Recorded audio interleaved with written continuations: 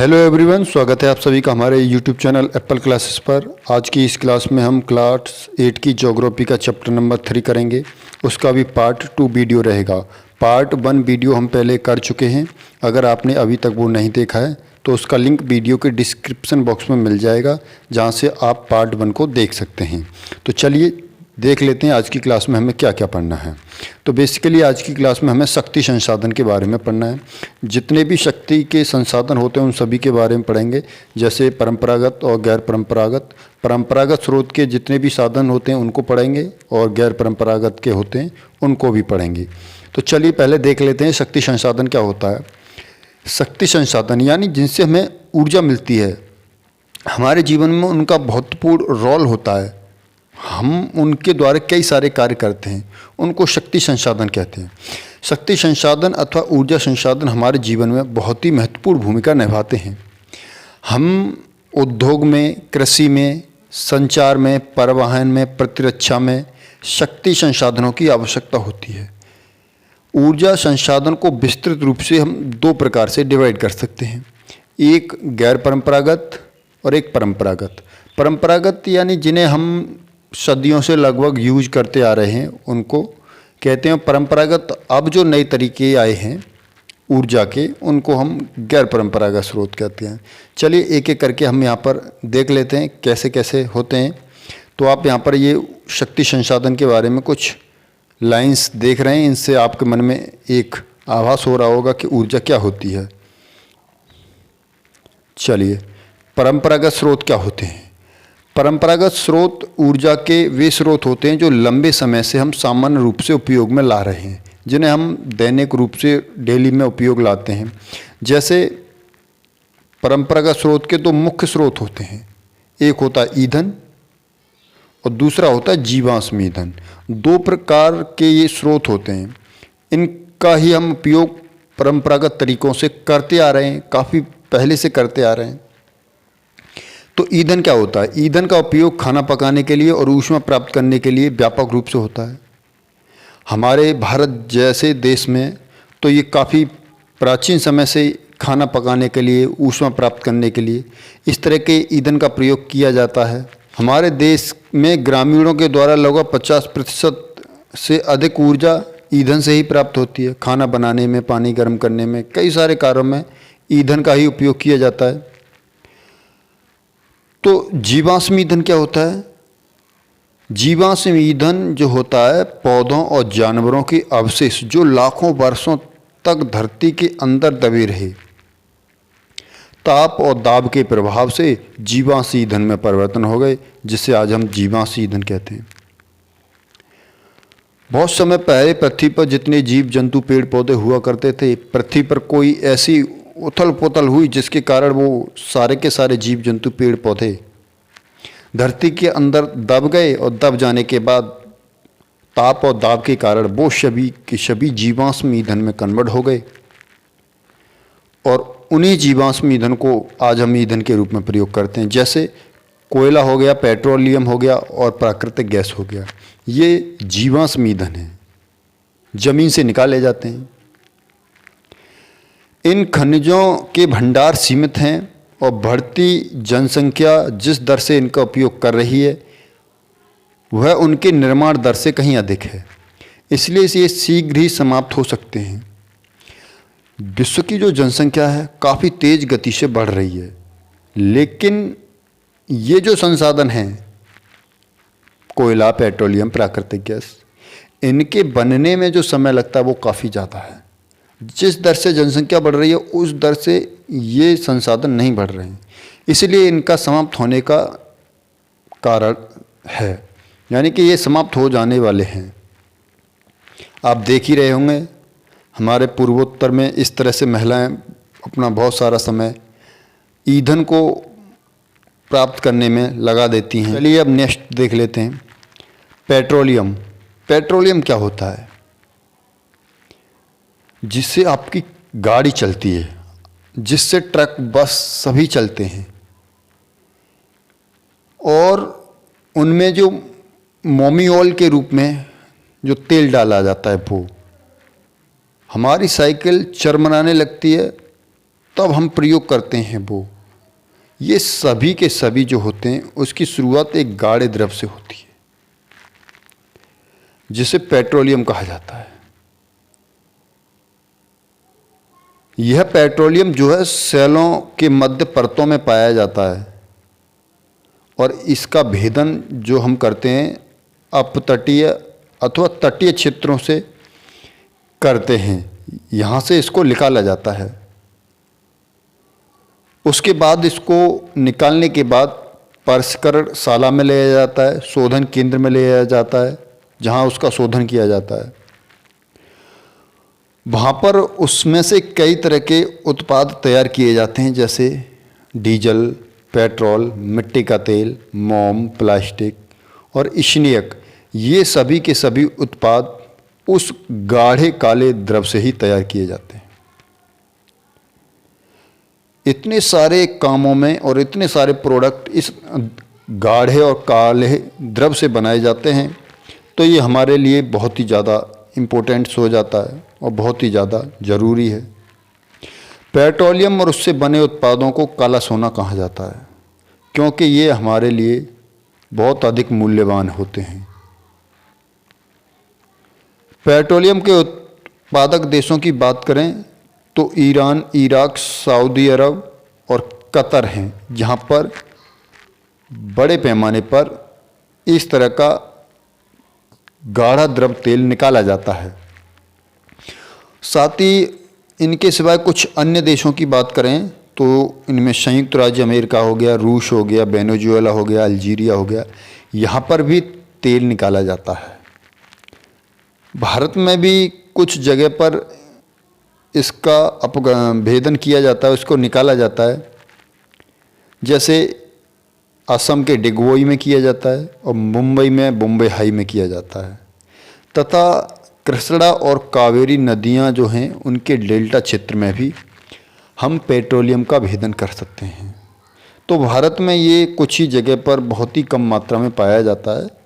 भारत अपनी ज़रूरतों को पूरा करने के लिए इस तेल का आयात करता है, बड़ी मात्रा में ज़रूरत पूरा करने के लिए विदेशों से मंगाता है। तो पेट्रोलियम के बारे में अब समझ गए होंगे आप।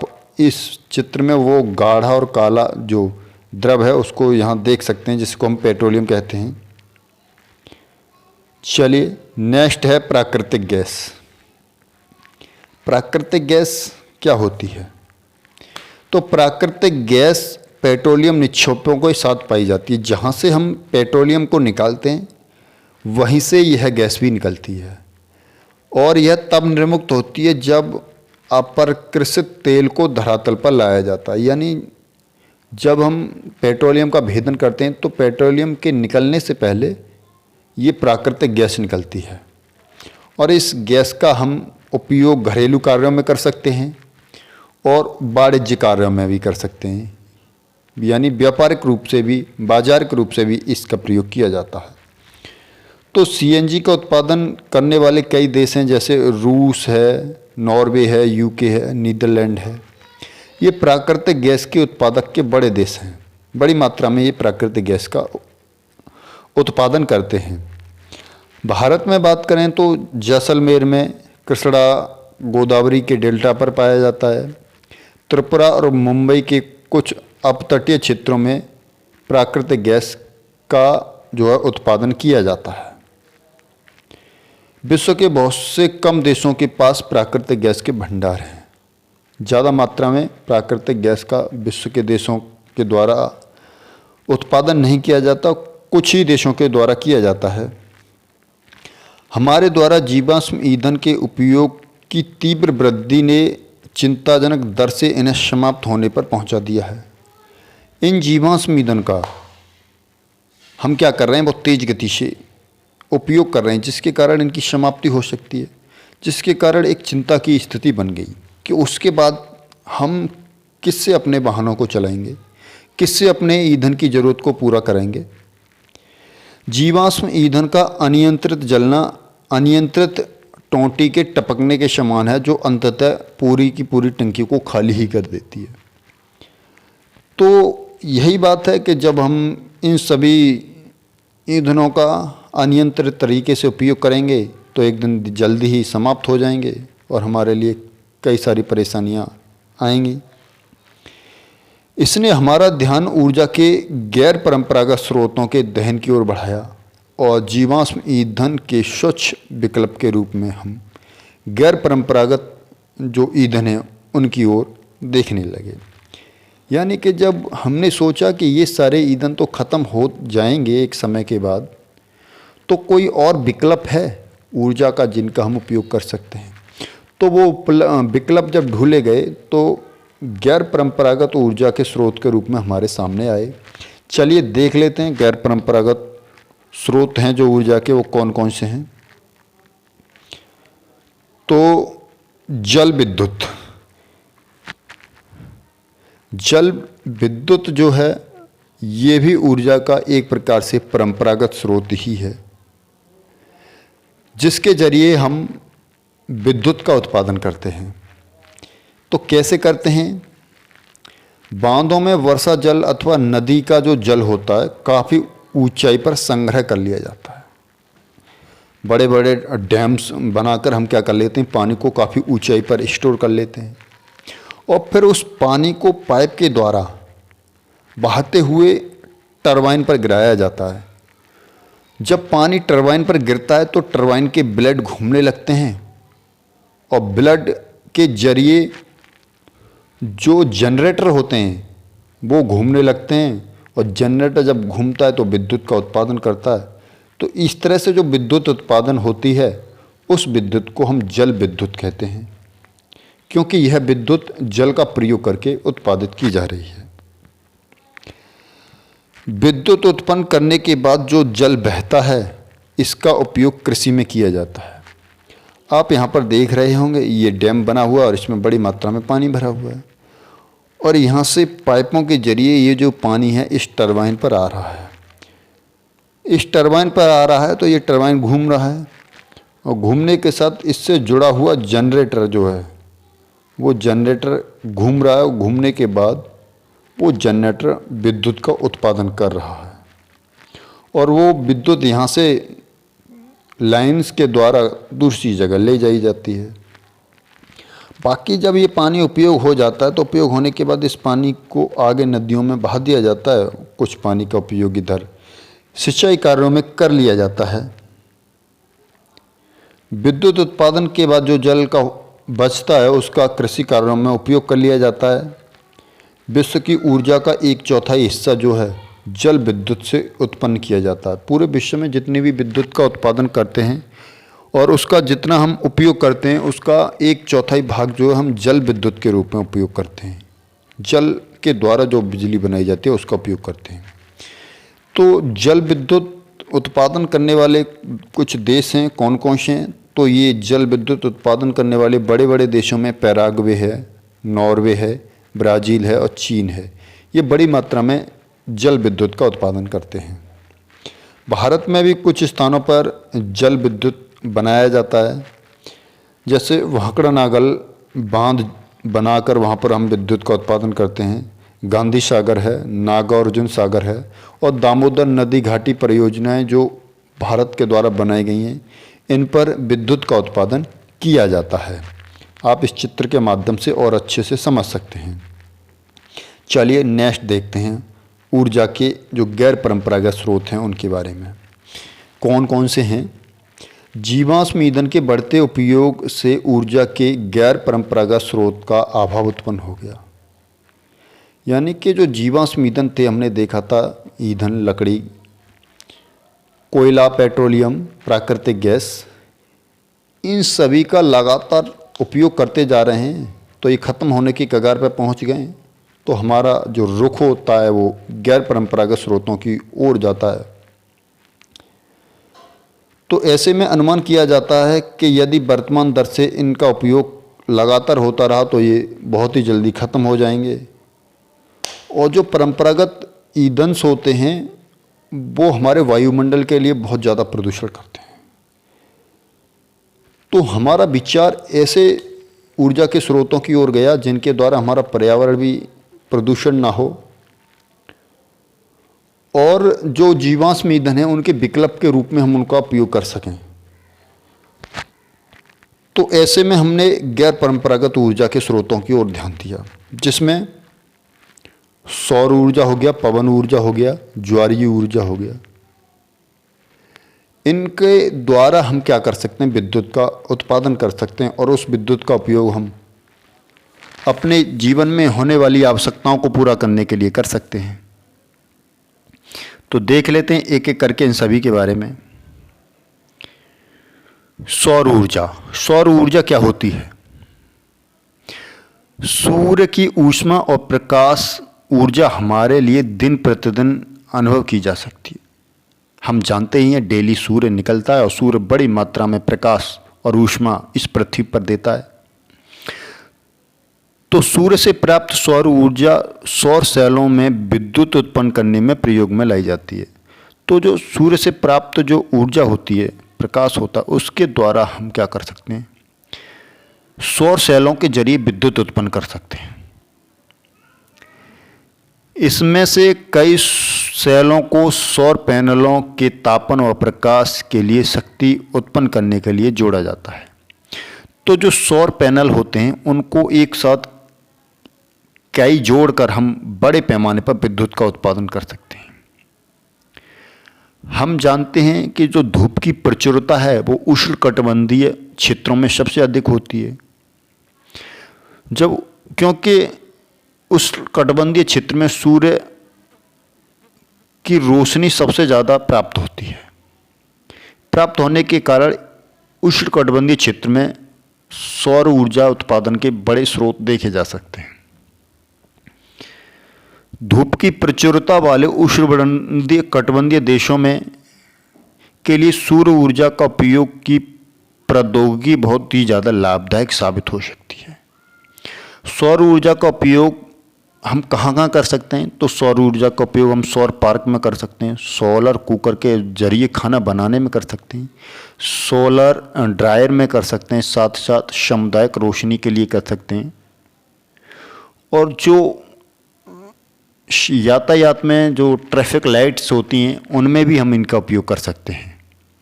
तो सौर ऊर्जा का उपयोग हम आसानी से कर सकते हैं और सौर ऊर्जा हमें हर समय मिलने वाली ऊर्जा है।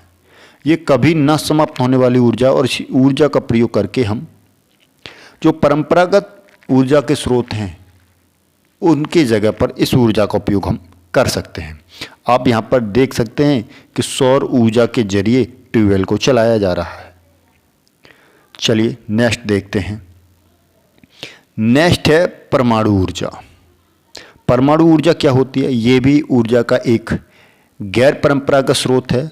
परमाणु ऊर्जा प्राकृतिक तौर पर प्राप्त रेडियो सक्रिय पदार्थ जैसे यूरेनियम और थोरियम परमाणु के केंद्रक में संग्रहित ऊर्जा से प्राप्त होती है। तो जो परमाणु ऊर्जा होती है वो जो रेडियो एक्टिव जो पदार्थ होते हैं उनके परमाणुओं के केंद्र में जो ऊर्जा होती है उसके द्वारा प्राप्त होती है। जब ऐसे पदार्थों का विघटन किया जाता है तो ये बड़ी मात्रा में ऊर्जा का निष्कर्षण करते हैं और उस ऊर्जा का उपयोग हम विद्युत बनाने में कर सकते हैं। यह पदार्थ नाभिकीय रिएक्टर में विखंडन से गुजरते हैं और बड़ी मात्रा में ऊर्जा उत्पन्न करते हैं। जब उनका विखंडन किया जाता है नाभिकीय रिएक्टर में तो उसके जरिए जो ऊर्जा निकलती है तो उसके द्वारा हम विद्युत का उत्पादन करते हैं। तो परमाणु ऊर्जा के बड़े उत्पादकों में संयुक्त राज्य अमेरिका और यूरोप के देश हैं। यानी यूरोप में कई सारे देशों में बड़ी मात्रा में इस तरह की ऊर्जा का उपयोग किया जाता है। तो भारत के पास भी राजस्थान और झारखंड के पास यूरेनियम के विशाल निक्षेप हैं। इनसे निकलने वाले यूरेनियम का प्रयोग करके क्या कर सकते हैं, हम बड़ी मात्रा में विद्युत का उत्पादन कर सकते हैं। थोरियम विशाल मात्रा में केरल के मोनोजाइट बालू में पाया जाता है। थोरियम भी हमारे देश में पाया जाता है। अगर बात करें भारत में कहाँ कहाँ पर इस तरह के परमाणु केंद्र हैं तो भारत में ऊर्जा के परमाणु केंद्र तमिलनाडु के कल्पक्कनम में है, महाराष्ट्र के तारापुर में है, राजस्थान के कोटा के निकट राणा प्रताप सागर में है और उत्तर प्रदेश के नरोना में है और कर्नाटक के कैगा नामक स्थान पर इस तरह का परमाणु केंद्र है जहाँ पर विद्युत का उत्पादन किया जाता है। तो अब आप समझ गए होंगे कि परमाणु ऊर्जा किस तरह से बनाई जाती है। आप यहाँ इस फिगर में देख सकते हैं। चलिए कुछ और इसमें जो है देख लेते हैं। जैसे भूतापीय ऊर्जा। भूतापीय ऊर्जा क्या होती है? ताप ऊर्जा जो पृथ्वी को प्राप्त होती है, सूर्य से जो ऊर्जा आती है ना, पृथ्वी को प्राप्त होती है। अब उसके कारण हमारी पृथ्वी का तापमान बढ़ जाता है, स्टोर्स कर लेती है। उसी ऊर्जा को हम भूतापीय ऊर्जा कहते हैं। तो पृथ्वी के अंदर गहराई बढ़ने के साथ साथ लगातार तापमान में वृद्धि होती है। ये तो आपको पता ही होगा। जैसे जैसे हम पृथ्वी के अंदर चलते जाएंगे तो वो तापमान में वृद्धि होती चली जाती है। कभी कभी यह तापमान भू सतह पर गर्म जल के झरने के रूप में प्रकट होता है। और जो ऊर्जा जो होती है कभी कभी क्या होती है, भू सतह पर गर्म जल के झरने के रूप में ये आने लगती है। यह ताप ऊर्जा शक्ति उत्पादन करने में प्रयुक्त की जा सकती है। क्या कर सकते हैं, जब ये धरती की सतह पर आती है तो इसको हम विद्युत उत्पादन में कर सकते हैं, शक्ति उत्पादन में इसका उपयोग कर सकते हैं। वर्षा के गर्म जल के स्रोतों के रूप में भूतापीय ऊर्जा का उपयोग हम खाना बनाने में कर सकते हैं, ऊष्मा प्राप्त करने में कर सकते हैं और नहाने के लिए पानी गर्म करने में भी कर सकते हैं। तो भूतापीय ऊर्जा का सबसे बड़ा उत्पादक देश यूएनओ है, यानी यूएसए है, जो सबसे बड़ी मात्रा में इस तरह की ऊर्जा का उत्पादन करता है। इसके बाद और देशों को देखें तो न्यूजीलैंड है, आइसलैंड है, फिलीपींस है, अमेरिका है, जो मध्य अमेरिका है, वहाँ पर भी इस तरह की ऊर्जा का उत्पादन किया जाता है।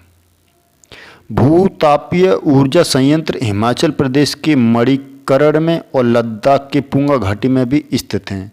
भारत में जो भूतापीय ऊर्जा के स्रोत हैं जहाँ से इस तरह की ऊर्जा को प्राप्त किया जाता है, तो लद्दाख और हिमाचल प्रदेश के कुछ क्षेत्रों में ये किया जाता है। आप यहाँ पर देख सकते हैं भूतापीय ऊर्जा जो झरने के रूप में पृथ्वी की सतह पर आ रही है और इसके जरिए हम क्या कर रहे हैं, यहाँ पर देखेंगे तो खाना पकाया जा रहा है। और नीचे भी आप देख सकते हैं किस तरह से इसका उपयोग करके विद्युत बनाई जा सकती है। तो इस फिगर में आप देख सकते हैं।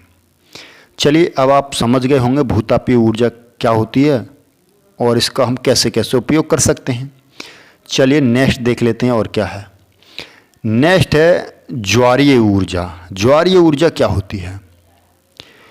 ज्वार से उत्पन्न ऊर्जा को ज्वारीय ऊर्जा कहते हैं। ज्वारीय ऊर्जा होती है जब सूर्य, चंद्रमा और पृथ्वी तीनों एक सीध में होते हैं, तो उस स्थिति में जो समुद्र का पानी है चंद्रमा के काफ़ी ज़्यादा नज़दीक आ जाता है। तो ऐसी स्थिति में जो गुरुत्वाकर्षण बल होता है उसके कारण पानी जो है बड़ी ऊंचाई में ऊपर की तरफ उठ जाता है।